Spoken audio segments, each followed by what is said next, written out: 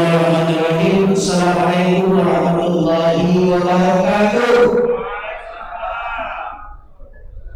Bapak-bapak, ibu-ibu yang masih bertahan di ruangan ini, untuk mempersingkat waktu, kami panggil yang terhormat Abang Syahganda Nainggolan dan Abang Jul Hidayat. Kita berikan terus.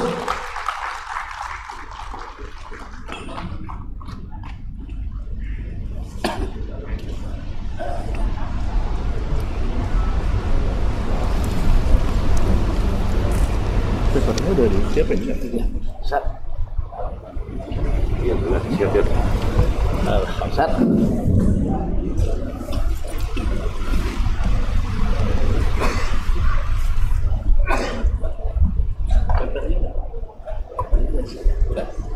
Udah ini.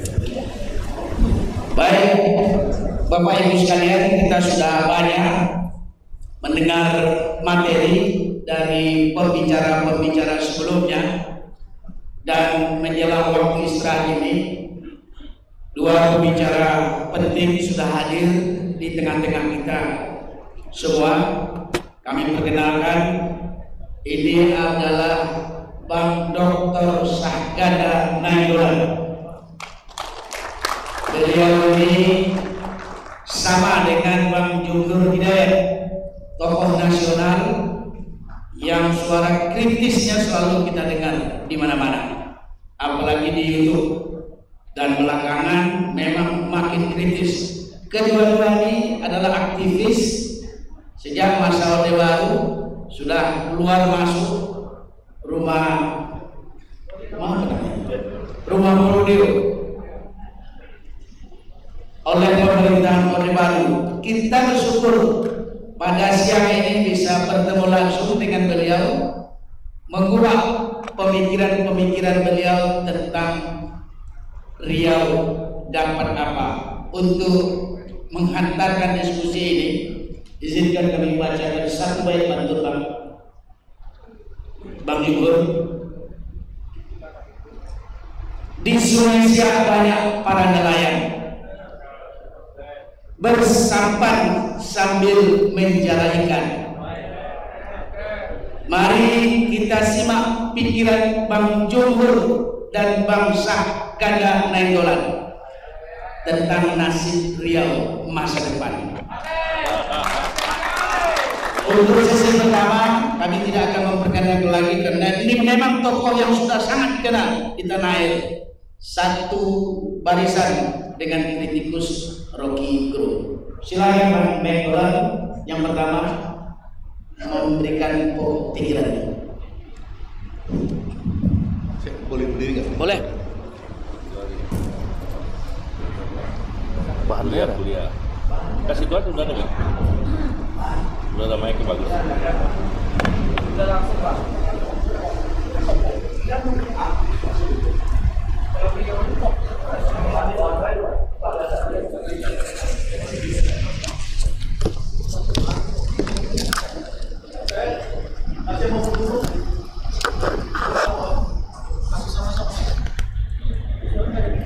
Atau jumur apa ya? Aja. Jadi lu pemilih. Jangan lalu juga.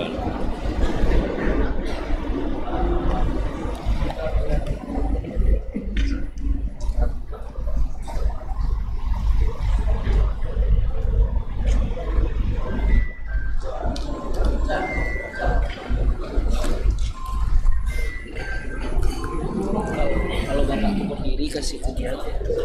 Yang mana mama? Aku tadi sampingnya mau di depan itu ada.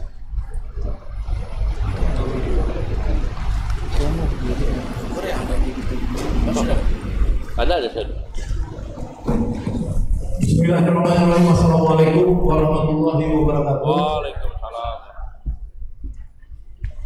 Alhamdulillahirabbil alamin. Wassalatu wassalamu ala asrofil anbiya'i wal mursalin wa ala alihi washabihi rasulillahi asma'in. Amma ba'du, yang saya hormati moderator Pak Priyadi, yang saya hormati sahabat lama saya Bang Fauzi Kadir, Ini teman saya 50-40 tahun lalu, Pak Salih Yasin, Pak Nastion, dan tokoh-tokoh yang ada di sini semua. Pak Rahmat, adik kelas saya di Institut Teknologi Bandung. Saya dari tadi ada di sini. Sebenarnya kenapa saya di ruangan ini, karena saya mau belajar tentang persoalan yang ada di Riau. Karena 10 tahun ini saya hidup dengan kekerasan. Saya melawan Presiden Jokowi selama 10 tahun bersama Jumhur dan Rocky Gerung, sampai saya diundang oleh Jumhur dan Pak Rocky Gerung itu sudah berkali-kali diundang Pak Prabowo, dan kita menolak kemarin karena ada Jokowinya di situ. Jadi 10 tahun saya kehilangan waktu. Ya, saya sama Jumhur dulu mendirikan Center for Information and Development Studies bersama Dr. Adi Sasono dan Habibie di era Habibie. Jadi sebenarnya kita punya tradisi mengkaji cukup lama, tapi kehilangan kemarin 10 tahun waktu saya karena perlawanan itu. Nah, pada saat ini karena rejimnya berganti dengan orang yang menurut saya waras, ya, kalau kemarin Jokowi nggak waras, kalau Prabowo waras. Jadi dengan kewarasan Prabowo ini kita berharap bahwa apa yang kita diskusikan ini bermanfaat, insya Allah. Karena kalau bapak ibu undang saya pada saat Jokowi berkuasa, kita bicara ini, itu pasti masuk tong sampah. Karena apa? Karena Jokowi itu otaknya sincang. Dia nggak ngerti apa yang kita bicarain. Sorry, saya diundang Pak Luhut Bin Sarpanjaitan untuk jadi juru bicara Jokowi tahun 2017. Saya tolak. 2018 saya diundang teman saya kos, namanya Dr. Pramono Anung, ya, untuk jadi orang istana. Saya tolak. Jadi saya bukan orang nggak ada pilihan, saya tolak. Karena Pak, saya nggak mungkin melakukan pengabdian kepada orang yang membaca bukunya sincang, nggak mungkin. Jadi kalau Pak Salih Yasin, dulu saya teman berpikir saya adalah Pak Sarwan Hamid. Itu hari-hari sama saya Pak Sarwan. Jadi Pak Sarwan Hamid itu waktu Bapak jadi gubernur pertama kali, kalau nggak salah saya zaman Pak Sarwan Hamid, itu teman diskusi saya bersama Adi Sasono dan lain-lain. Dari mulai beliau itu asospol. Jadi tradisi saya kan tradisi berpikir. Jadi kalau dalam rejim Prabowo ini insya Allah kita ada kesempatan untuk perbaikan, dan kalau Allah ngasih jalan maka kita akan berhasil. Diskusi kita ini kita jadikan kenyataan. Sebenarnya saya punya paper yang saya bisa tampilkan di layar ini, if ya, seandainya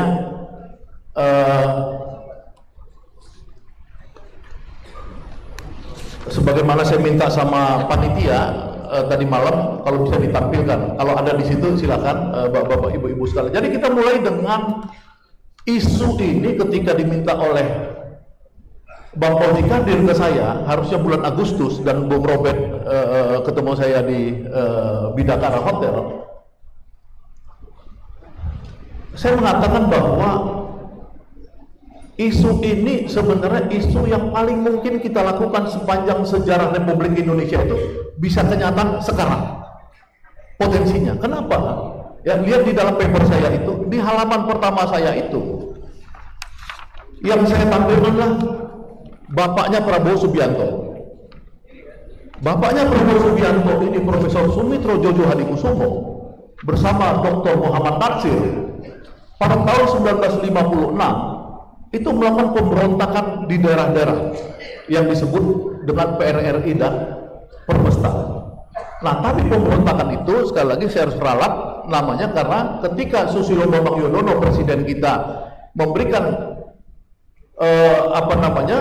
memberikan gelar pahlawan kepada Dr. Muhammad Natsir dengan perdebatan yang seru yang saya tahu di situ, akhirnya karena waktu itu Jenderal Sudirman, ya, Jenderal Sudirman yang dulu juga dianggap memberontak kepada pemerintahan Soekarno, karena Soekarno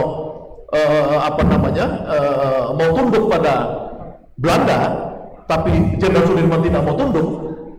ya kan, melakukan perlawanan, dianggap pemberontak, dan kemudian Susilo Bambang Yudhoyono dibandingkan antara satu yang di militer, Sudirman dianggap tetap pahlawan, kenapa yang di sipil Natsir tidak dianggap pahlawan? Maka akhirnya diputuskanlah waktu itu oleh Dr. Susilo Bambang Yudhoyono agar Dr. Muhammad Natsir diangkat jadi pahlawan.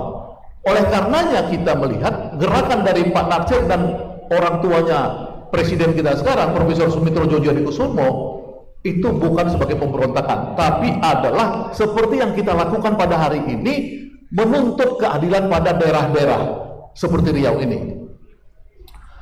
Bapak-bapak, ibu-ibu sekalian, memang ya dalam pembangunan yang berkeadilan kita sudah yakin seyakin-yakinnya dalam sistem yang seperti sekarang ini tidak mungkin ada keadilan bisa dicapai.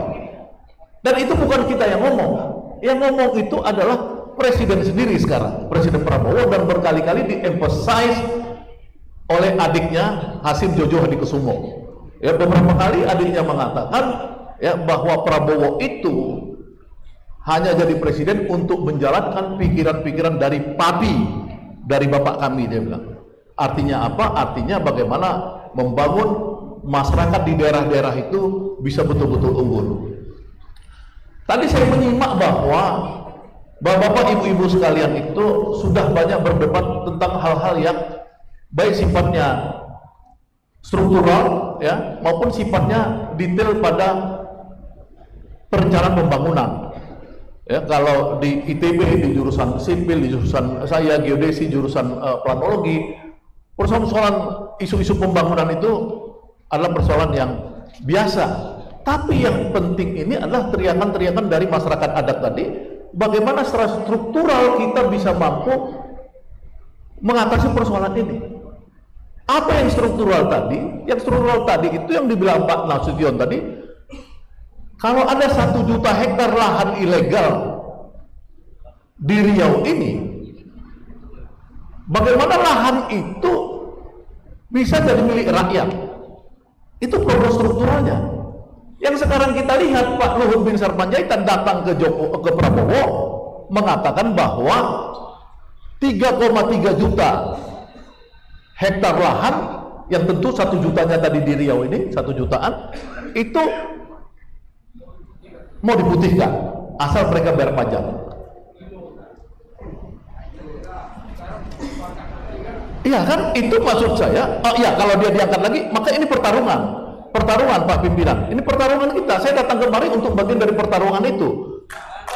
Bagaimana Prabowo bisa didengar? Ya, jadi dari tadi saya WA-WA dengan Profesor Sukmin Dasko Ahmad tentang situasi di sini. Ya, dia adalah salah satu tangan kanan Pak Prabowo. Insya Allah dalam waktu dekat 1-2 hari lagi saya ketemu dengan Bapak Hasim Jojo Hadikusumo. Ya, saya akan masuk pada tema ini. Saya akan angkat ini kepada mereka. Tentu untuk mencapai nembus kepada Pak Prabowo belum tentu saya bisa cepat. Saya memang sama Jumhur dan Pak Rocky Gerung itu sebenarnya dulu dekat sama Pak Prabowo. Cuman kita kepisah gara-gara ada Jokowi. Ya, tapi insya Allah ke depan bisa bersatu lagi, doain aja. Karena kalau orang baik itu hukumnya itu adalah ketemu orang baik, orang jahat ketemu orang jahat. Kalau bercampur-campur seperti sekarang, mudah-mudahan kesaring sendirinya nanti, insya Allah.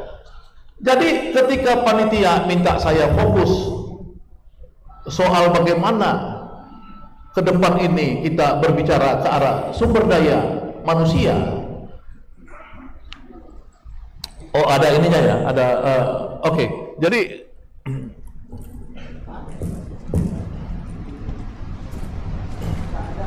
terima kasih karena udah bisa ditampilkan. Ini sebenarnya yang terjadi di Riau ini ketika mereka melakukan gerakan Riau Merdeka, ini kan sama juga dengan teman-teman di Aceh dan di Papua, ya, terutama Ambon. Sekarang Ambon muncul lagi Pak sekarang, karena mereka ini dari zaman Pak Harto sampai sekarang, ya, lebih ngeri dari kita nih. Mereka dari Riau, dari zaman Pak Harto sampai sekarang belum ada satupun jadi menteri orang Maluku dan Ambon, ya. Nah itu kan sebenarnya menyedihkan juga buat mereka, di mana sebenarnya mereka itu duluan berinteraksi dengan negara asing dalam sejarah kita, ya, dengan Portugis. duluan mereka dibandingin Sumatera dan dibandingin Pulau Jawa. Mereka duluan dalam pengertian dijajah. Nah, kita kemarin beberapa tahun lalu teman-teman di Riau sudah melakukan gerakan Riau Merdeka, dan saya ingat betul waktu itu teman-teman di Riau itu menakutkan pemerintah pusat karena waktu itu saya dan Pak Jumhur adalah tangan kanan Pak Habibie. Jadi kita langsung merespon melalui Pak Fauzi Qadir ya supaya jangan terlalu kenceng, ya kan, karena takutnya kebablasan, ya kan.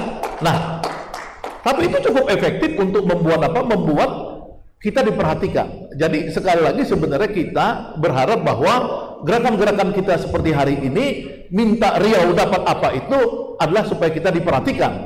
Nah, sekarang ada momentumnya, saya sebut sekali lagi bahwa ini mudah-mudahan bisa diperhatikan. Next. Nah,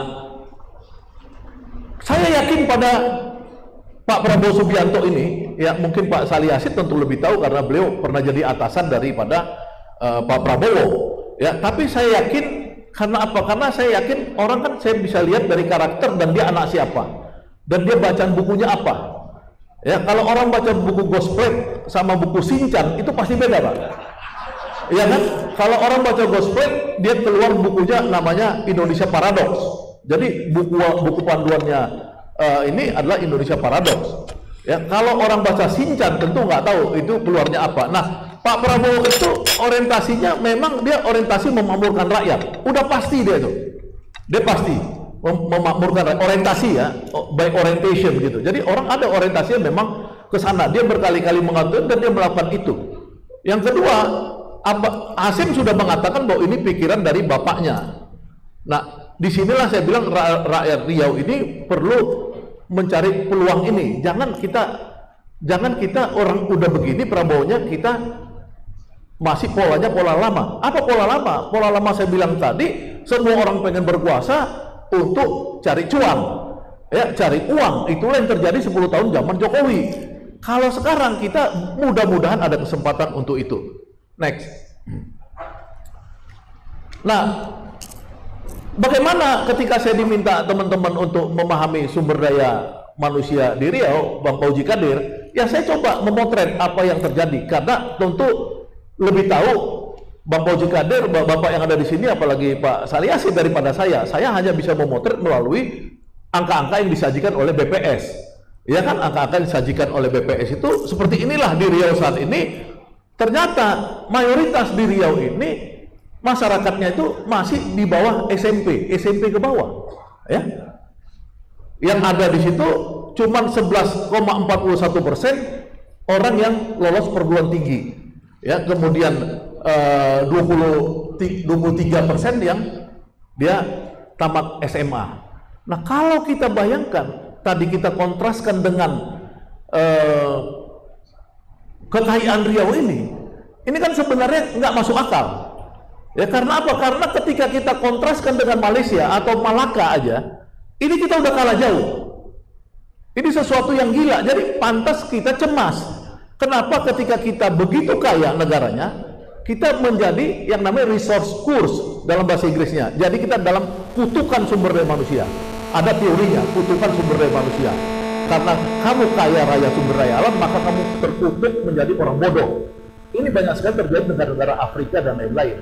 Nah, kita tentu harus melawan kutukan itu, kutukan tanda petik ya. Kita sebagai umat beragama ada ajaran untuk berjihad, hijrah dan lain-lain, kita tentu harus merebut ini. Allah mengatakan kita tidak akan berubah nasib kita kalau tidak kita sendiri yang merubah nasib itu. Nah, ini kesempatannya. Jadi pertanyaan itu ya di Riau itu begitu ya, apalagi kalau kita misalkan 11,41%. Jadi orang-orang yang tamat dari perguruan tinggi itu juga harus didalami. Di mana dia perguruan tingginya? Ya, kalau misalkan di Riau ini nanti masuk perguruan tinggi yang sebenarnya hanya untuk ngejar ijazah, ya seperti Pak Bahlil kemarin ngejar ijazah doktor, ya itu tidak banyak gunanya nanti untuk apa? Untuk pembangunan masyarakat insani Riau ini. Jadi ini harus diselidikin. Kalau kita bandingkan dengan yang namanya PISA tadi, PISA itu adalah cara mengukur secara internasional tentang kemampuan literasi, kemampuan matematik dan kemampuan sains itu. Nah, ini mungkin Pak Rahmat nih sebagai alumni ITB bertanggung jawab untuk mendetailkan bagaimana anak-anak kita ini nanti juga terukur secara internasional. Karena apa? Karena orang Indonesia ini suka memanipulasi angka. Jadi kejahatan utama di Indonesia ini adalah memanipulasi angka-angka BPS. Ini yang paling bahaya, ya Pak Rahmat ya, paling bahaya. Karena apa? Karena apa? Untuk ABS, asal Bapak senang. Jadi laporan itu laporan yang bagus-bagus semua. Next. Nah, inilah contoh BPS kita, ya. Kita selalu mengatakan kita tuh hebat karena IPM Riau 74,95, ya kan? Tapi ini kita ngukurnya bagaimana? Pertama, ukuran BPS Indonesia ini tidak standar internasional karena tidak ada inequality di situ. Karena yang benar tuh namanya Inequality Human Development Index. Itu satu udah kacau Indonesia nih. Yang kedua, di Indonesia nih kita tidak pernah tahu, ya, ini negara paling buruk di dunia Indonesia nih. Kenapa? Kita tidak pernah tahu cara mengukur income. Kalau kita selalu melihat itu ukurannya pengeluaran. Maka kalau kita membandingkan dengan Singapura, dengan Malaysia, dengan apa? Kita tanya, apakah kita orang miskin atau orang kaya? Karena kalau di Singapura atau di Malaysia, yang diukur income orang. Indonesia 79 tahun merdeka, Pak Rahmat benar? Tidak tahu orang BPS itu gagal mengukur income. Padahal untuk IPM yang sebenarnya, Human Development Index yang sebenarnya, yang diukur itu income bukan pengeluaran. Kalau kita ukurannya apa? Pengeluaran. Ya, jadi itu life expectancy, harapan hidup, kemudian masa pendidikan tadi, kemudian pengeluaran, harusnya income. Itulah membuat Indonesia ini rusak. Karena apa? Karena sampai sekarang kita nggak tahu income masyarakat Indonesia itu berapa, ya, kita nggak bisa ngukur. Nah, jadi kita nggak boleh puas dengan klaim bahwa di Riau misalkan 74,95. Memang, tapi kamu mau ngukur nggak dengan Malaysia? Mau ngukur nggak dengan Singapura? Yang mereka ukurannya udah benar. Kalau diukur ke sana, kita jadi bodoh. Ngelihat orang Malaysia, ngelihat orang bukan Riau aja, Indonesia jadi bodoh. Ya, orang-orang Indonesia itu sampai sekarang kalau dia tamat SMA di sini, dia nggak bisa langsung masuk sekolah ke Australia, nggak bisa langsung masuk sekolah ke Eropa, ke Amerika, nggak bisa Pak, karena kamu itu harus menyesuaikan lagi 1 tahun di sana paling sedikit baru bisa masuk ke sana. Itulah sedihnya kita sebagai bangsa ini. Karena apa? Karena standarisasi kita itu hanya untuk kita bangga-banggaan di dalam negeri, jago kandang. Next. Nah, Riau University misalnya, Riau University itu tidak ada di datanya Time Higher University, rankingnya nggak ada. Kalau dia dimasukkan ke universitas ringkat yang masih memperingkat, yang itu tidak terlalu penting, ya, karena yang penting itu sebenarnya ada 3. Satu QS, Quarterly ukurannya World Ranking, kemudian THE World Ranking, dan satu lagi Shanghai sekarang masuk. Tapi kita di THE nggak ada, Riau University nggak kelihatan. Ya, kemudian di peringkat dunia yang pakai ranking yang lebih rendah, kita 3.835. Inilah cerminan lemahnya pendidikan kita. Jadi kita tadi bangga dengan IPM 74,5, bangga ini bangga itu, tapi ketika di compare ke dunia kita menjadi hilang. Nah, ini refleksi. Ini bukan kasusnya Riau, karena saya bicara di Riau, saya ambil kasusnya Riau, tapi ini di Indonesia, di Institut Teknologi Bandung aja, di tempat saya kuliah, itu buruk. Ya, ITB itu cuma sekitar 300 rankingnya di dunia. Coba lihat Malaysia, next. Nah, lihat Malaysia itu. Bagaimana kalau kita di UI ya, untuk versi yang QS saja 237, di Malaysia banyak yang di bawah 100 Malaysia itu. Padahal dulu orang Malaysia belajar ke Indonesia. Sekarang kita itu malu lihat Malaysia. Malaysia itu banyak yang di 100 besar dunia, kita itu Institut Teknologi Bandung itu udah 281 rankingnya. Lihat, ya, orang bangga kuliah di UI 237. Malah sekarang UI ngasih gelar doktor sama bahlil, nggak jelas 2 tahun gitu, nggak tahu malu. Iya, gitu loh. Jadi memang ini bangsa rusak. Bangsa rusak bukan di Riau aja, karena kita ini terlalu sentralistik, menganggap pusat itu hebat, akhirnya di sana bodoh, kita ikut bodoh. Padahal bapak-bapak, ibu-ibu di Riau, seandainya orientasinya ke Malaysia, orientasinya ke Singapura, mungkin bisa cepat lebih pinter. Nggak perlu merdeka. Merdeka mau dikadir aja, jangan saya. Next. Nah, kemiskinan itu dimanipulasi terus dengan angka-angka. Ya, Riau katanya 6,68, indeksnya di Indonesia 936. Kenapa? Karena kita ini ditipu terus. Coba bayangin, ya kalau tadi Pak Nasution misalkan membagikan, ya, jadi nanti di bawah ini ada. Jadi sebenarnya tingkat produktivitas per pekerja sawit di Riau ini itu 193 juta per tahun, hampir 200 juta. Kalau dibagi aja misalkan rata-rata ke penduduk pekerja itu, katakanlah 20%, 25%, itu masyarakat Riau itu udah dapat 5 juta dalam 1 bulannya. Kalau sekarang kan UMKM aja 3,3 juta UMP mau saya. Kenapa angka kemiskinan ini dibuat jadi 500.000 untuk ukur angka-angka itu? Jadi angka ini hasilnya dari 500.000 ukurannya, Pak Rahmat. Bukan dari angka 3 juta, 4 juta. Jadi orang yang miskin itu yang di bawah 500.000, Pak. Makanya Riau itu dapat angka begitu dari BPS. Nah, makanya nanti ahli-ahli pemerintahan di Riau harus punya, di luar BPS itu punya kerjaan sendiri supaya dia tahu ukurannya itu apa. Membandingkannya pada siapa? Jangan bandingkan sama Jakarta aja, bandingkan sama Malaysia, bandingkan sama ini. Di Malaysia sekarang itu upah pekerja sawit sudah naik 13%. Ya, sekarang Malaysia itu dari 1.500 ringgit naik jadi 1.700 ringgit di Malaysia. Ya, artinya udah 6 ke 7 juta. Kalau di kita masih 3 jutaan sampai 4 juta.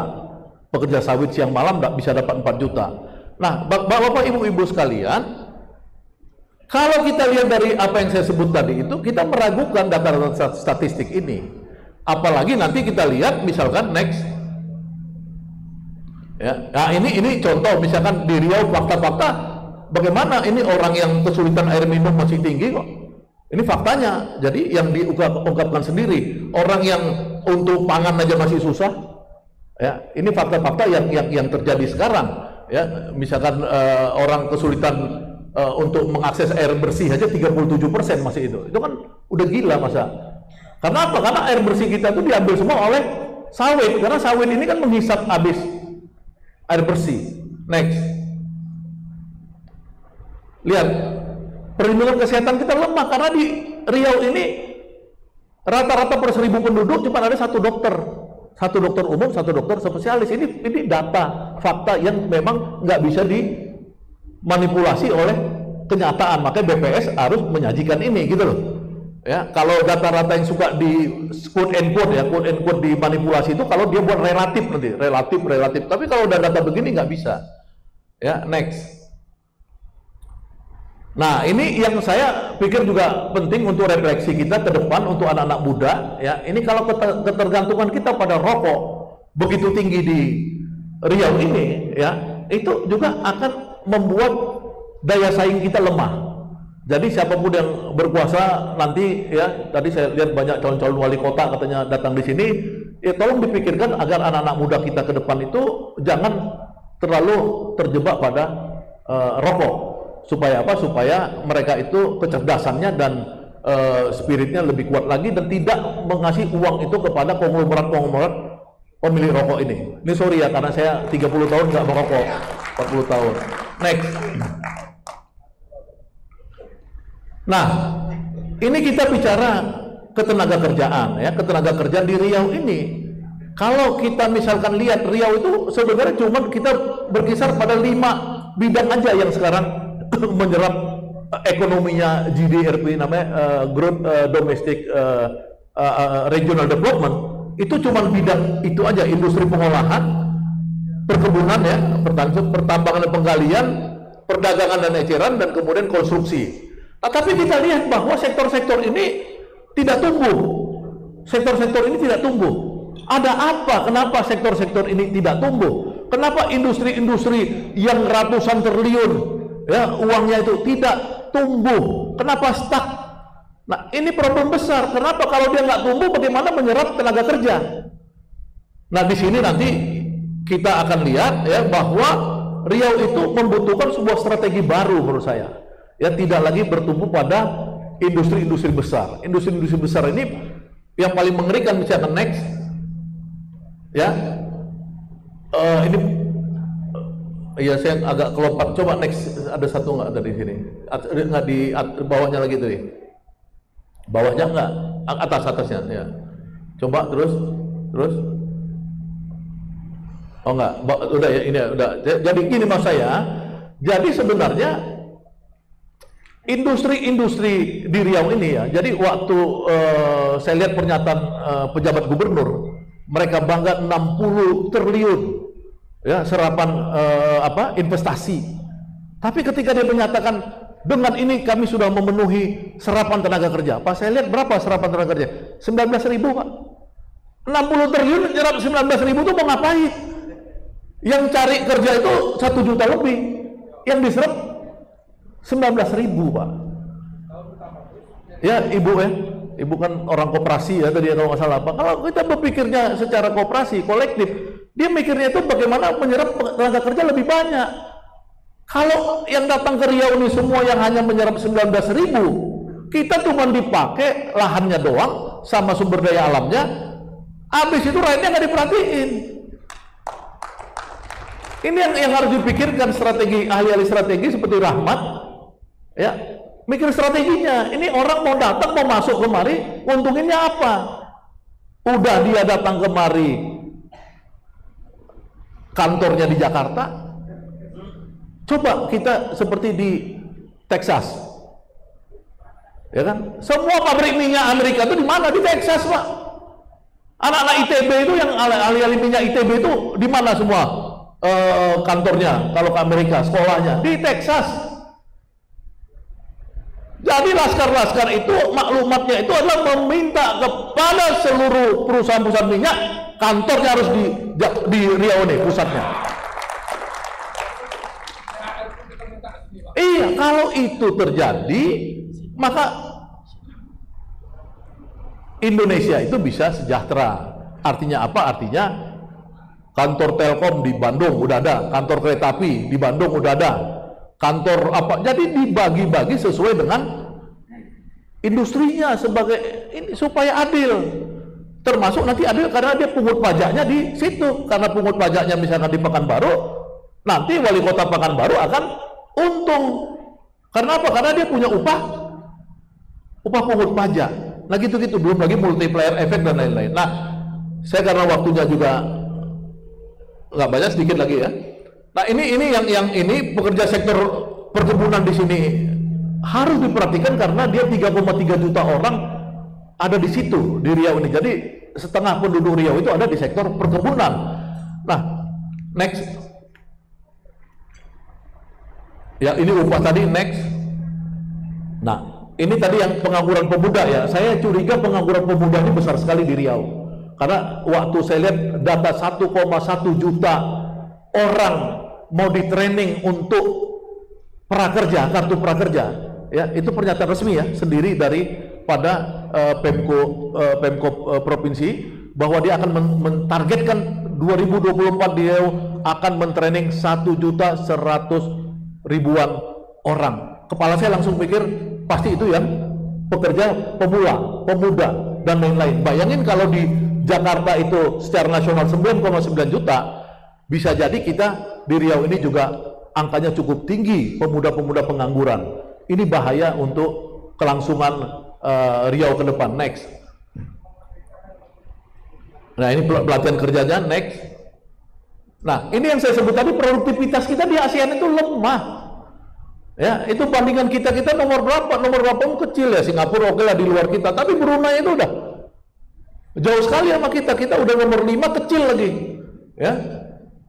Jadi maksud saya itu kita harus refleksi kalau orang Riau ini tidak mencontoh Malaysia, Singapura, Brunei, ya, menyontohnya Jakarta. Kasihan. Ini saya bicara sebenarnya mau nanti kalau saya duduk di Aceh saya ngomong gitu juga.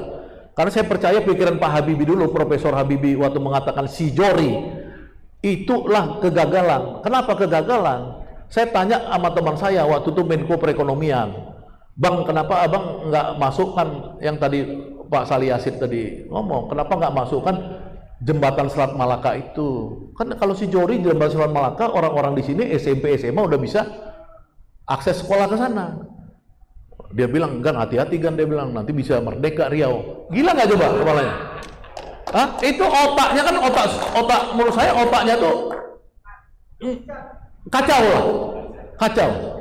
Dia bilang target pemerintahan saya waktu itu, teman saya bilang target pemerintahan adalah membangun Selat Sunda supaya kita negara kesatuan Republik Indonesia terhubung Sumatera dan Jawa.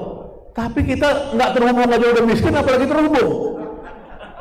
Saya sama Pak Salih Yasin tadi agak berbeda pendapat saya, Pak, karena kalau semakin infrastruktur ini semakin terintegrasi, Pak, tapi dikuasai oleh 10 konglomerat yang kata Pak Hasim itu ngerampok sumber-sumber daya kita, makin cepat deh, Pak, habisnya. Lebih bagus nggak terhubung.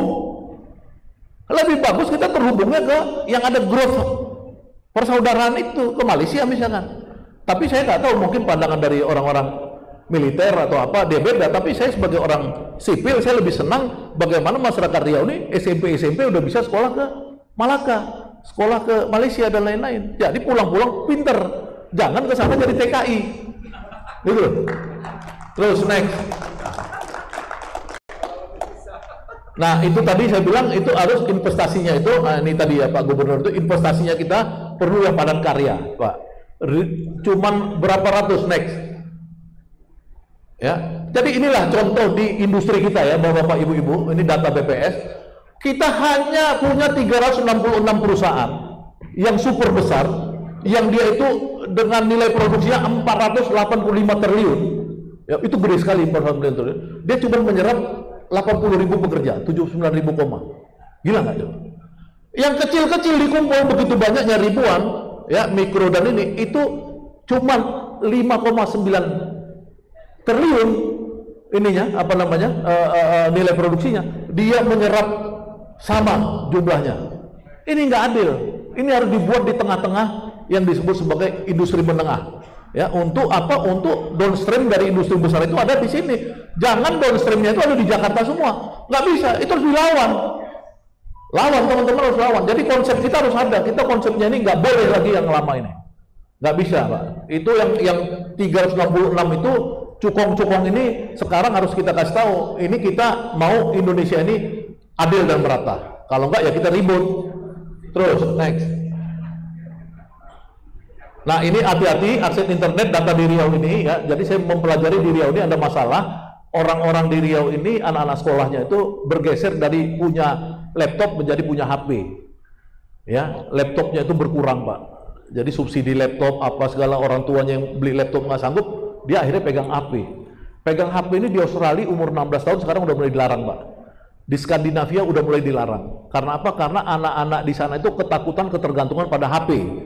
Di Indonesia ini ibunya sibuk nyuci piring, Bu, sibuk masak, anaknya dikasih HP sebagian ribut.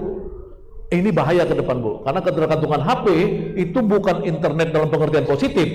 Ini mungkin perlu dipelajarin lagi. Terus,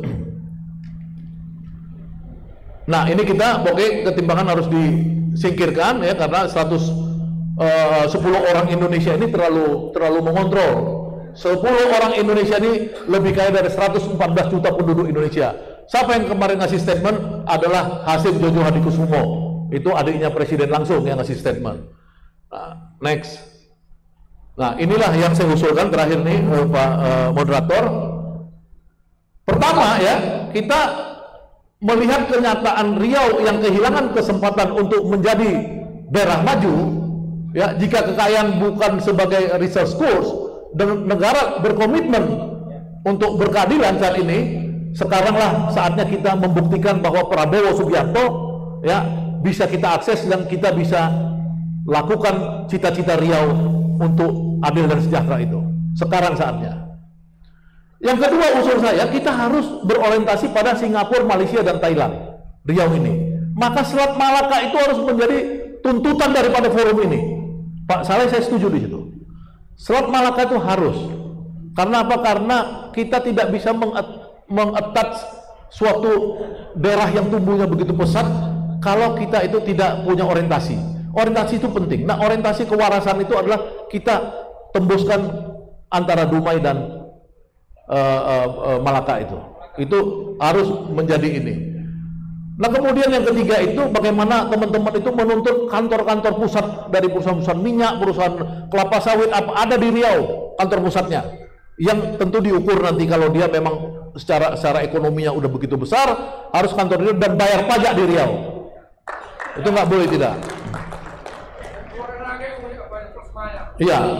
Nah, kemudian kita harus memastikan itu soal bagaimana pembangunan institusi sosial dan kultur. Ini saya melihat, ya, 57% penguasa lahan rakyat, kalau benar itu ada lahan rakyatnya.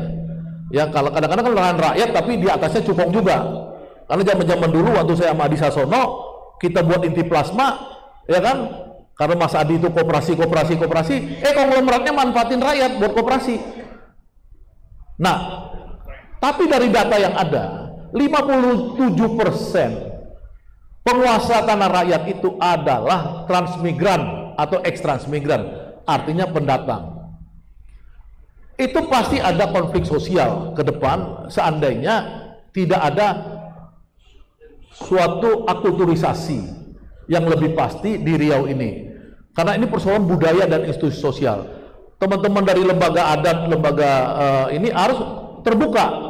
Ya, karena apa? Karena kita nggak boleh lagi melakukan satu denial. Jadi bilang, oh lo orang pendatang, nggak bisa lagi Pak. Karena apa? Karena udah maksudnya udah terlalu banyak, nggak bisa. Tapi yang kedua, kita harus hati-hati karena Prabowo punya Kementerian Transmigrasi. Kalau dulu kan Kementerian Transmigrasi masuk ke tenaga kerjaan. Sekarang sendiri ada Menteri Transmigrasinya. Takutnya Riau ini jadi sasaran transmigrasi lagi. Nah, usul saya transmigrasi di Riau jangan ada dulu. Hah? Oh, udah habis tanahnya. Ya, tapi kalau bisa jangan ada supaya apa? Supaya selesaikan dulu persoalan yang ada sekarang. Itu harus masuk dalam rekomendasi. Nah, yang keempat tentu teman-teman harus buat suatu maklumat deklarasi kepada Pak Prabowo. Ya, kalau saya Bapak kasih maklumatnya, kan teman-teman berharap saya bagian daripada memperkuat. Pertama tentu di media saya akan ikut memperkuat. Yang kedua saya akan memberikan itu kepada Pak Dasko yang sekarang Wakil Ketua DPR, pasti saya akan kasihkan ke dia dan dia pasti terima. Yang kedua ke Pak Hasim Jojo Adikusumo saya akan kasih. Ya, dan saya yakin mereka akan senang menerima pikiran-pikiran itu karena ini sekarang saatnya kita bersama mereka untuk mewujudkan cita-cita keadilan secara bersama ini. Itu mungkin pandangan-pandangan saya. Mohon maaf kalau kelamaan. Terima kasih. Wabillahi taufiq wal hidayah. Wassalamualaikum warahmatullahi wabarakatuh.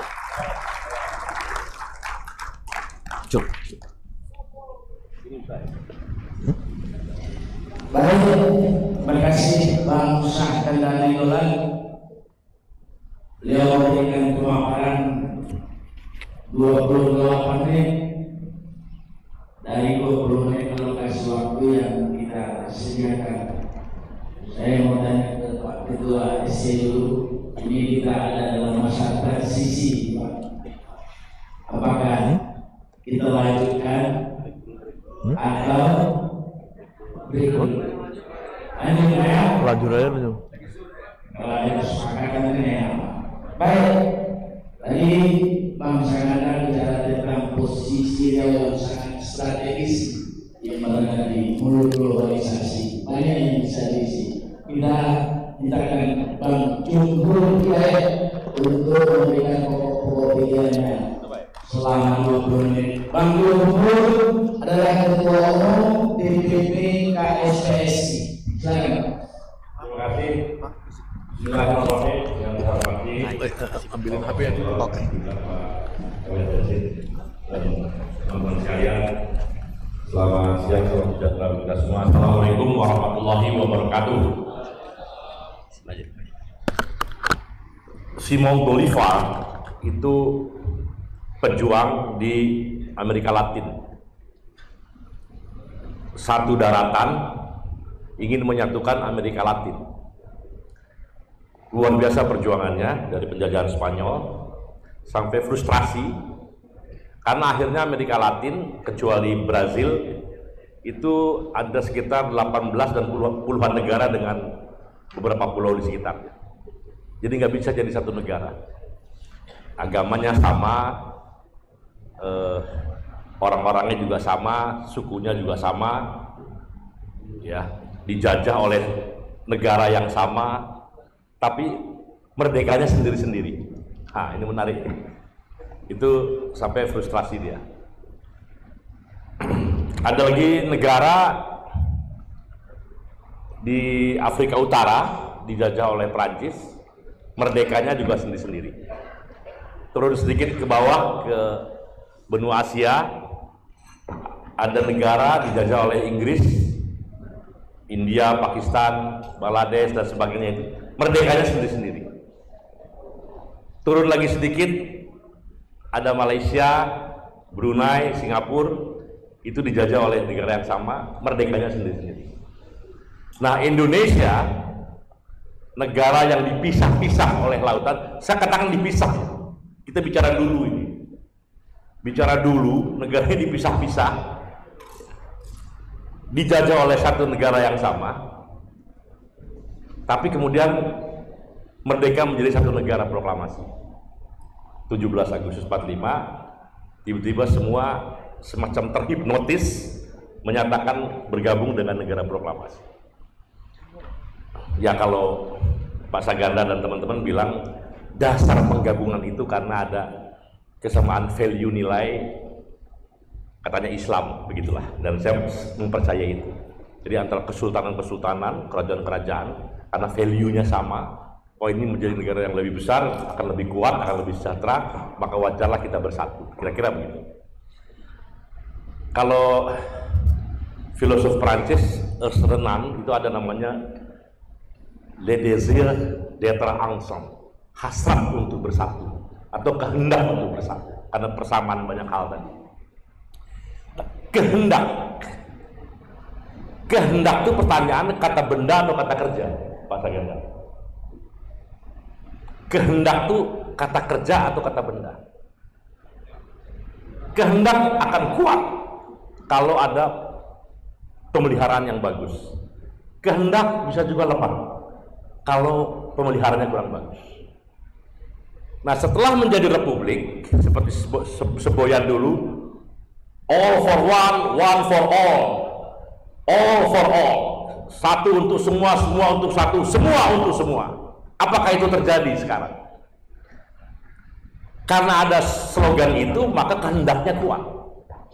Tapi faktanya sekarang, all for one Indonesia, Pak Saganda, one Indonesia for oligarki, ya, one Indonesia for oligarki hitam bahkan.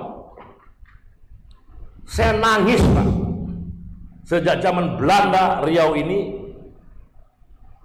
udah disedot minyaknya, bahkan sempat 60-70% dari lifting nasional. Sekarang 30%. Sawit emas hijau, ada batu bara, ada emas hitam. Masih ada orang miskin di Riau, Pak. Menurut data itu 485.000 orang miskin.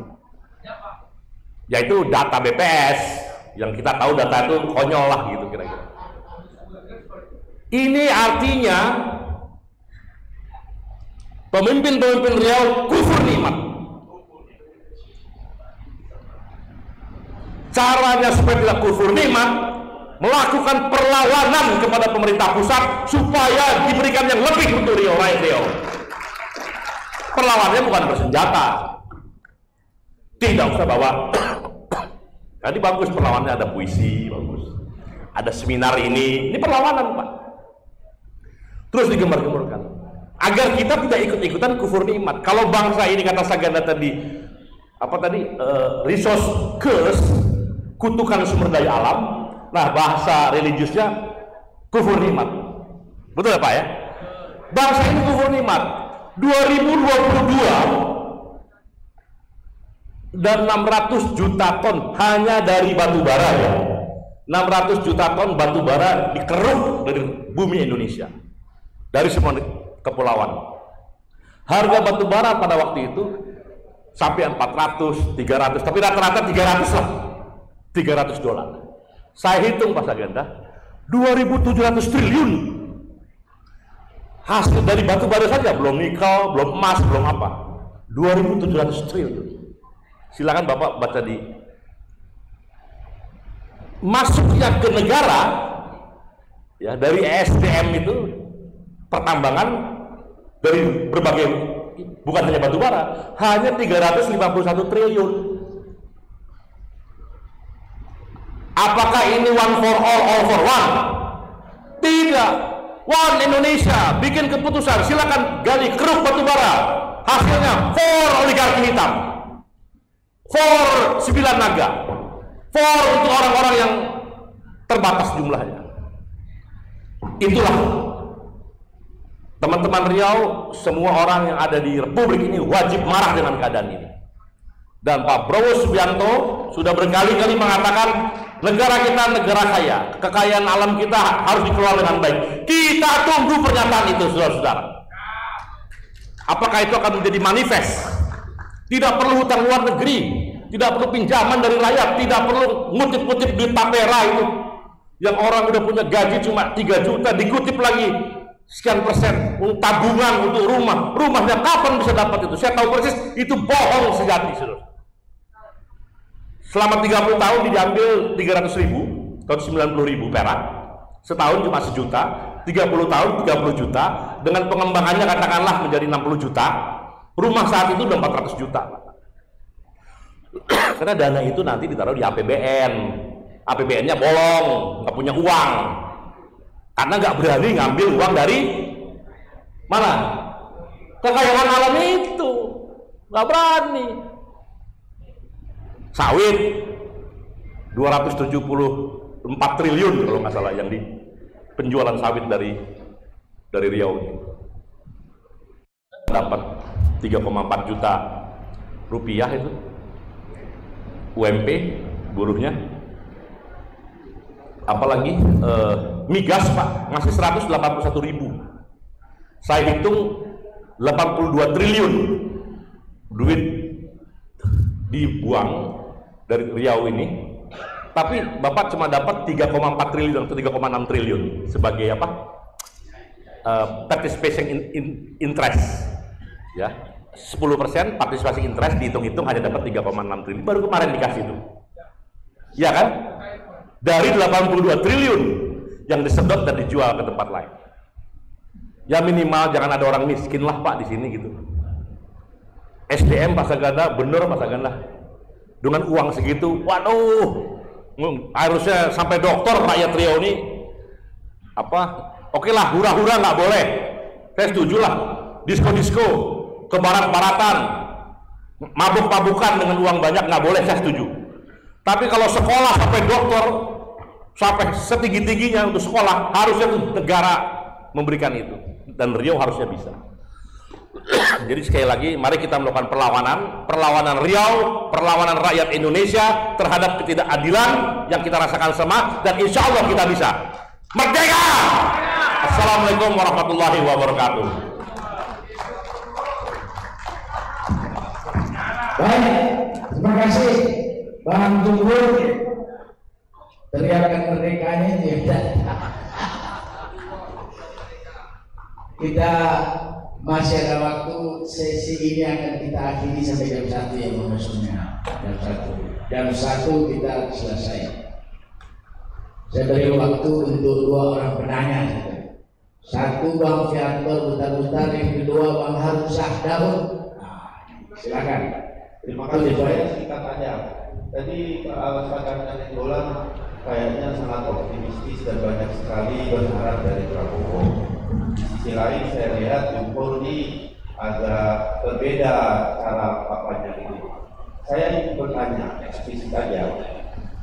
Kira-kira optimistik tidak Pak Saganda ini dengan kepemimpinan Prabowo yang dimulai dengan gebuknya kabinet akan makin banyaknya uang terserap oleh orang-orang kabinet dan akan makin lambatnya bergerak mesin-mesin birokrasi karena banyaknya anggota-anggota kabinet.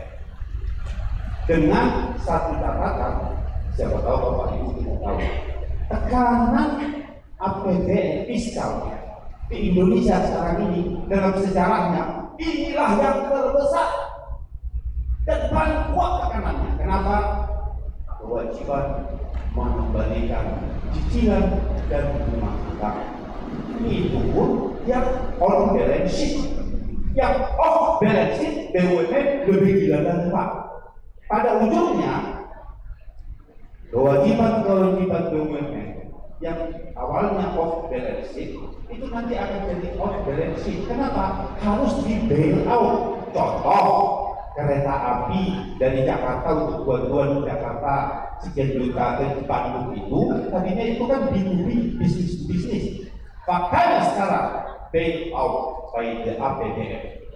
Saya yakin banyak proyek-proyek sedemikian yang dimiliki dan kemudian kemarin dimintakan oleh Jokowi beban ke BUMN tadinya purely private, sekarang nanti akan menjadi public, akan menjadi beban APBN. Mohon penjelasan pencerahan Pak, karena saya suka diikuti tuan-tuan itu di televisi, di media, sekarang langsung lebih enak. Nanti kalau ada kesempatan sambil ngopi kita katakan nama saya perokok, jadi mungkin agak susah kita satu meja. Baik, terima kasih Bang Gatot. Lanjut ke Bang Harun Sako. Assalamualaikum warahmatullahi wabarakatuh. Terima kasih pada Baik itu Dr. Satriadi. Saya melihat semuanya contoh-contoh semuanya bagus. Saya datang tadi sampai jam 11, semuanya bagus ngomong. Cuma persoalannya saya sebagai rakyat Riau sudah dari tahun 10 saya sekolahkannya sampai orang kampung saya silakan aku mengeluh ketika 4 berhenti merdeka. Jadi merdeka ini kapan berhenti begitu? Sedang sibuk-sibuknya Kartosio, ya, sedang sibuk-sibuknya si PRRI. Nah, jadi kapan kita berhenti merdeka? Itu persoalan. Dan pada saat itu pemudarannya saya masih ingat karena saya wanita. Dia bilang buat apa kita negara Islam, ekonomi kita lemah. Tapi persoalannya tak berubah. Pada saat itu dalam keadaan lemah ini, para pejabat kita berlenso di istana negara, kayak barat seperti jadi dididik oleh negara-negara Belanda itu. Joget, kalau saya tak keliru. Para tokoh-tokoh Islam dari Masumi itu sedang bicara wajah ini kita tahun lain itu joget ya. Ya aku, maaf karena ini saya orang Melayu, jadi bahasa Melayu ini ada bahasa lingua franca. Dua suku di Indonesia ini yang begitu dasar. Pertama Jawa, mungkin kedua Melayu atau Melayu Jawa. Jawa dengan Majapahitnya kalau betul begitu, kalau Melayu karena lingua franca yang masa Sriwijaya dan Selat Melaka. Jadi karena dasar Riau lah, masa Melayu lah Indonesia ini salah satu. Nah, jadi kalau Indonesia merdeka terus juga kapan berhentinya, mungkin saya setuju kapan Riau merdeka. baik. Tunggu dulu. Coba kaki saya ini, coba dari tadi saya dengar ngomong berjam-jam, saya belum pernah ngomong. Tapi ada yang apa? Jadi apa namanya itu? Persoalannya kan bahwa kemerdekaan itu adalah hak segala bangsa. Persoalannya betul itu, cuma sekarang ini kemerdekaan hak segelintir manusia. Jadi kalau pada masa Pak Karno dulu saya berusaha Afghanistan, saya dikatakan ceramah dia dua waktu politik dan dalam itu suara dia loh, tambah segala macam. Itu tampaknya dia waktu orang dari Casablanca dan itu. Waktunya berapa dulu? Nah itulah soal waktu. Maka wajah orang segala persoalan ini yang lainnya. Manusia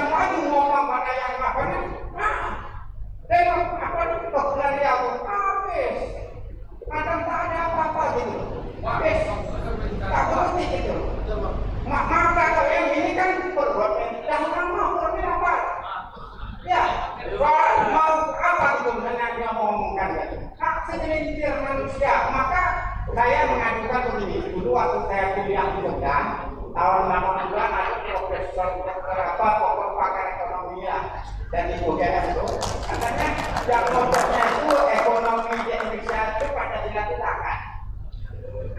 Waktu dia saya karena orang kampung, walaupun sekolah Jogja jadi dukung setelah 50 tahun dia Jogja. Jadi jangan. Sekarang kira-kira para pemilik sawit, para yang ini kalau yang Islam itu bisa tak? Jadi rakyat berada di situ tak digantikan, malah digusur segala-galanya gitu. Sebab kalau saya nak mulai secara ideologis, Pak Sumitro ini bukan sosialis dengan buah sawit. Nggak menurut kita itu ini kalau tak dibahas ini, nanti dibahas nanti sama Bang Sekanda Bang Jumhur dibahas di restoran. Kehadiran wakil rakyat Indonesia itu saya teringat, ada kehadiran seperti Raja Serang. Oke. Dia mengadili rakyatnya karena ada perasaannya kalau berat lima. Jadi siapa saja itu mungkin yang sudah ngomong keras-keras jatuh itu sudah jatuh. Itu yang lagi ngomong-ngomong tidak ngomong Prabowo. Terus terang, saya tidak lama mengamati yang pakai cara kampung lain ini loh. Baik. Makasih banyak, Bang Rul. Itulah maka orang seperti saya tak boleh ngomong. Akhirnya apa bagaimana? Tak ada. Baik. Baik, terima kasih banyak Bang Rul.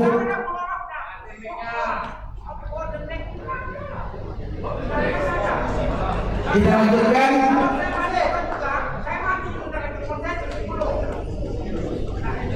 Kita persilakan kepada Bang Sekanda atau Bang Luhur dulu yang akan silakan. Terima kasih Bang Putar-Putar, Piator Putar-Putar sama Bang Harun. Oleh Bang Harun saya nggak bisa jawab karena itu kan dia ngasih pandangan sama kita. Ya kan, jadi pandangan yang diterima aja kan gitu ya. Nah kalau soal pertanyaan tentang Prabowo ya saya harus mengatakan itu kan kita harus relatif ya. Kalau saya untuk itu saya agak relatif terhadap Jokowi, jadi bukan absolut ya. Kan tanggal 13 Oktober itu kan sebenarnya awal di mana kabinetnya itu berubah ya. Salah satu orang yang sudah diseleksi dan bahkan menteri itu namanya Joko Hidayat Pak. Nih dia sudah diseleksi oleh 5 profesornya Prabowo, dipimpin oleh Profesor Burhanuddin Abdullah. Nah Jumhur itu presentasi tentang masalah ketenaga kerja dan perburuan. Dan itu very excellent karena ada yang bisa mengimbangi Pak Jumhur di sektor ketenaga kerja dan perburuan. Dia ini 8 tahun jadi kepala badan BPBO DKI yang sekarang namanya BPBO MI. Dia kepala badan, dia udah diseleksi. Nah awalnya Prabowo tentu mencari kabinet sesuai dengan visi dia tadi, ya visi kemakmuran keadilan buat rakyat. Tapi kan dia kemudian tidak bisa bergerak dalam circumstance, dalam ruang lingkup di mana oligarki itu tetap ingin memperpanjang kekuasaannya sampai sekarang. Itu biasa aja menurut saya sih ya. Selalu rejim itu begitu. Ya ketika rejim itu misalkan mau melakukan satu perbaikan itu konglomerat jahat ini, konglomerat hitam ini ya berusaha untuk intervensi. Dan terjadi pada Prabowo di 13 Oktober kemarin. Ya kita di elit pada tahu itu. Tapi ditanya apakah saya percaya? Pertama saya percaya Prabowo-nya pasti beda sama Jokowi. Itu dulu yang saya yakin, karena Prabowo-nya itu memang dia itu by karakter, ya by karakter, dia itu patriotik gitu loh Pak. Contohnya kenapa dia patriotik yang saya tahu pada saat Prabowo itu dia itu ingin membeli perusahaan Kiani Kertas kalau nggak salah saya, ya itu kan ada masalah utang ke bank, ya kan, dan itu orang banknya itu bilangan Prabowo Pak kalau Bapak mau diskon ini. Terus Pak Prabowo bilang ke bank itu, karena bank itu bank negara, kamu bank negara kan? Iya, saya nggak mau menjahati negara, kata Prabowo. Saya bayar semua utang saya. Dibayar sama Prabowo, semua utang perusahaan itu ke bank. Orang itu kan kita saling ngintip Pak, di dalam dunia politik ini saya jumhur apa kan ngintip juga. Ngintip orang sana ini siapa yang buruk, siapa yang ini. Jadi kita tahu bahwa baik karakter dia memang personali, jadi bahasa psikologis, personali. Dia orang baik gitu loh Pak. Persoalan dia di dalam lingkungan orang buruk, ya itu kan persoalan kedua. Kalau Jokowi udah orang buruk dalam lingkungan orang buruk gitu loh Pak. Itu gimana loh gitu. Iya saya mau jumhur ini diundang Pak Prabowo, saya jumhur Rocky itu ada beberapa kali lah. Pertemuan kita nggak mau waktu itu karena ada Jokowi di situ. Jadi artinya kita percaya Prabowo orang baik, tapi Jokowinya orang buruk. Nah kalau sekarang Jokowinya nggak ada, Prabowo ini presiden Mbak.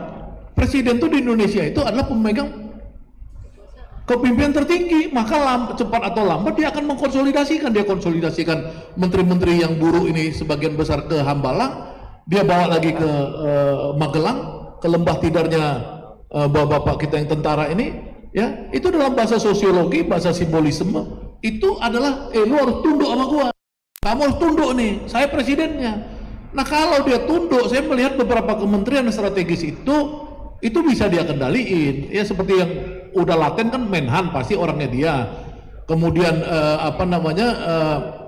Menlu orangnya, ya kalau Pak Tito itu ya pasti harus takut dong, karena dia kan polisi sama tentara, kalau dia ngelawan dia kan tahu itu risikonya, ya kan. Nah Pak Tito Mendagri pasti akan ini, ya kemudian Menteri Sri Mulyani yang dia itu agen IMF, agen World Bank, ya orang lebih cinta mungkin dia kepada IMF dan World Bank daripada Indonesia. Nah dibuat sama Prabowo SK Presiden, Menkyu itu langsung ke Presiden, kan udah dibuat SK-nya, dia itu langsung anak buah langsung yang hari-hari dikontrol oleh Presiden. Jadi saya pikir kan Prabowo ini kan ahli strategi juga, ya, saya bukan mempromosin dia nih Pak Batubara, saya pengamat, saya juru bicara Anies Baswedan waktu kampanye, saya jubirnya. Jadi saya bukan orangnya Prabowo, tapi kalau saya ditanya jujur, ya itu saya bilang Prabowo ini pasti berubah bangsa ini, pasti Bang. Insya Allah pasti dalam pengertian, Insya Allah ya, pasti berubah. Ya persoalannya Pak, kalau udah ada begini kita sia-siakan, kita tidak jemput bola, ya kita memang kita dasar bego, dasar bodoh, bahlul. Iya, jadi bagusnya teman-teman Riau ini kan ini yang pertama kali teman-teman Riau buat acara ini. Ya ini mainkan Pak. Acara ini sebagai jembatan bapak-bapak, ibu-ibu untuk tembus ke Prabowo. Bagaimana menyampaikan aspirasi ini? Jangan kejebak dengan peristiwa lokal pilkada.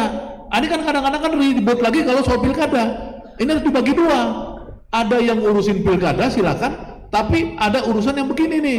Pak, urusan ini kalau ini solid, saya yakin insya Allah bisa tembus ke Prabowo, teman-teman. Itu Pak Buta-Buta, terima kasih. Baik, silakan Bang Jumhur. Ya kita nggak bisa menghakimi sekarang ya. Jadi pemerintahan sekarang biarkan saja berjalan. Mungkin trennya bisa kita lihat dalam 2-3 bulan. Dalam 6 bulan itu kelihatan. Nah dari situ baru kita bisa menjudge lah, bisa menyatakan bahwa. Tapi sangka baiknya kayak Pak Saganda tadi, itu sangka baiknya. Kita mulai dengan sangka baik. Mobil pejabat, mobil dalam negeri. Ya, kita makanya mobil pejabat, mobil dalam negeri ya. Pokoknya sangka baiknya ada, tapi sangka buruk itu boleh juga. Sangka buruk itu kan sebagian dari prasangka buruk berdosa. Jadi kepada beberapa menteri yang tadi disebutin Saganda mungkin kita boleh berprasangka buruk gitu loh, iya kan? Karena menteri-menteri itu udah diuji waktu dia jadi menteri begini. Jadi boleh-boleh aja. Ya, tapi kita lihat karena dia presidennya, kita tunggu saja nanti berapa bulan baru kita bisa melakukan penilaian lah kira-kira. Kalau sekarang masih belum.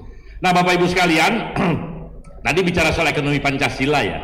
Saya di sini juga sebenarnya di paper saya di bagian halaman 2 ya kalau ada itu ada ekonomi konstitusi. Ekonomi konstitusi sederhana aja, saya mana udah bisa nggak ke halaman 2 Mas? Halaman 2 ya. Nah itu ada soko guru perekonomian kita tuh BUMN, koperasi dan swasta lah kira-kira gitu. Nah di kita ini nggak pernah jelas apa peran koperasi, apa peran BUMN, apa peran swasta. Aset BUMN di Indonesia itu 10.100 triliun.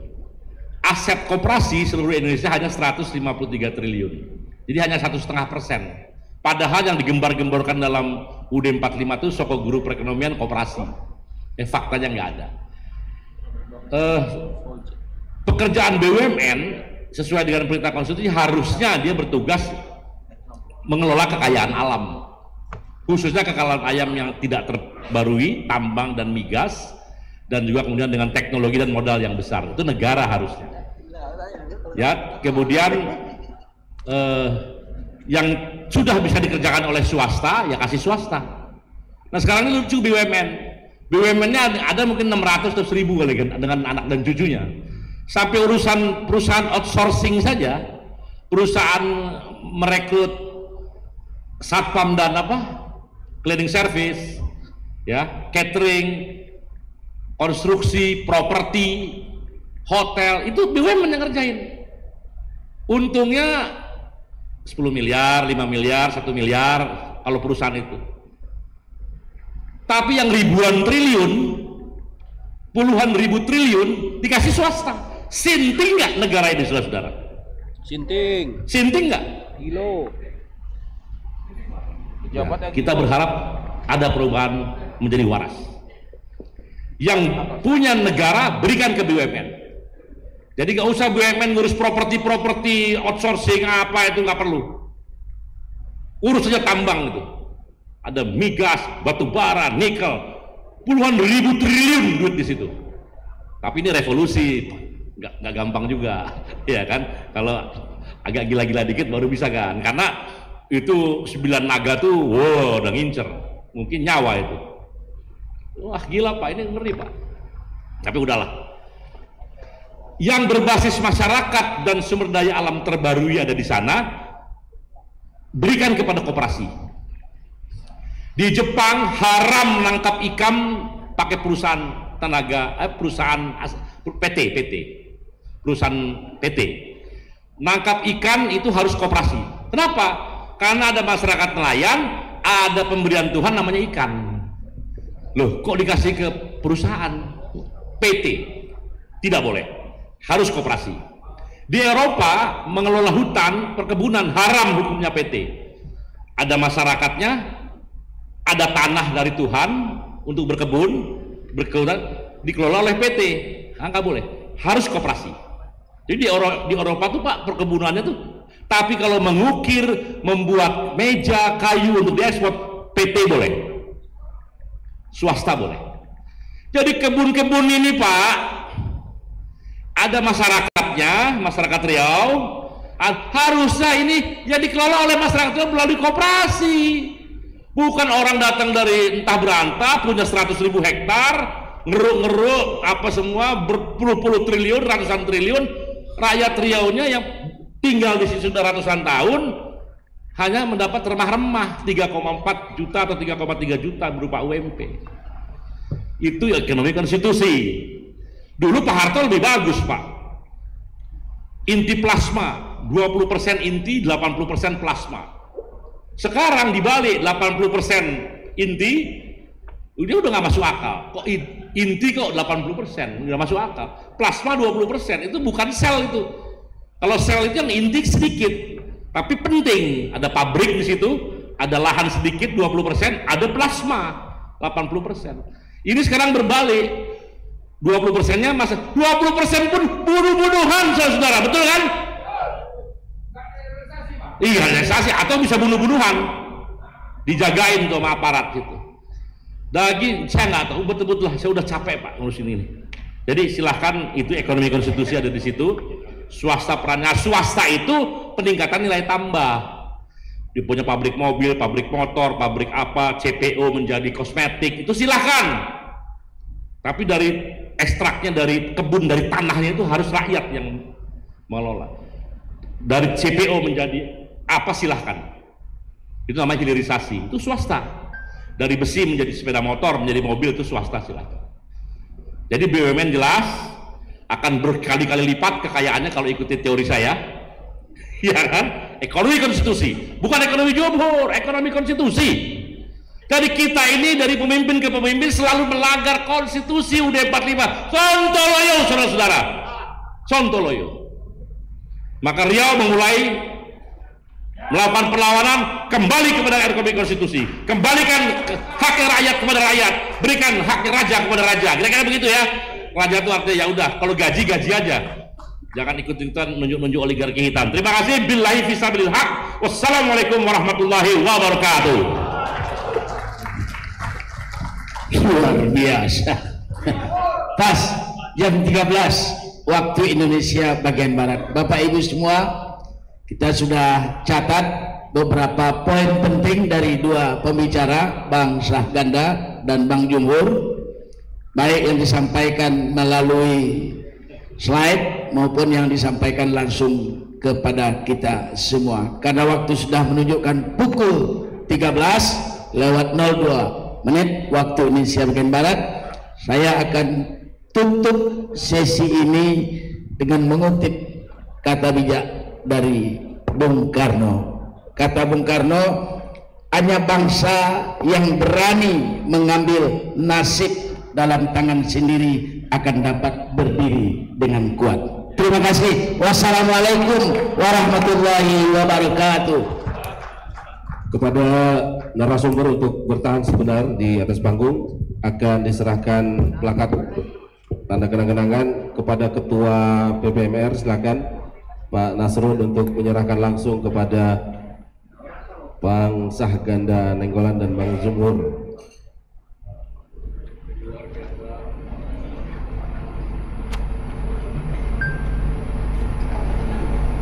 Ya, apa yang disampaikan tadi mudah-mudahan menjadi sebuah wawasan yang sangat berharga bagi kita untuk merumuskan bagaimana langkah-langkah memperjuangkan Riau yang lebih baik di masa yang akan datang.